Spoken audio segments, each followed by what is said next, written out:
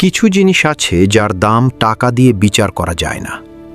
এই গ্যারাজে রাখা গাড়িটি কেবল লোহা আর ইঞ্জিনের সমষ্টি নয়, এটি আমার জীবনের শেষ স্মৃতি। 1960 সালে যখন প্রথম এই গাড়িটি কিনি, তখন ভাবিনি এটি আমার জীবনের অবিচ্ছেদ্য অংশ হয়ে যাবে। আমার স্ত্রী মার্থা এই গাড়িটি খুব ভালোবাসতেন। সময় বদলে গেছে, আজ আমার শরীরের অবস্থা ভালো নেই, আর এই ঘরটাও হয়তো আমাকে ছেড়ে দিতে হবে। কিন্তু গাড়িটি, একে আমি কার কাছে রেখে যাব? অনেকে এসেছে গাড়িটি কিনতে।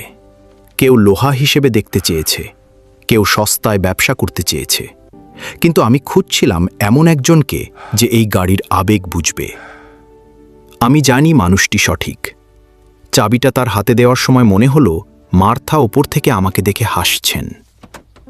কিছু বিদায় কষ্টের হয়, কিন্তু যখন জানি স্মৃতিগুলো নিরাপদ হাতে আছে, তখন মনে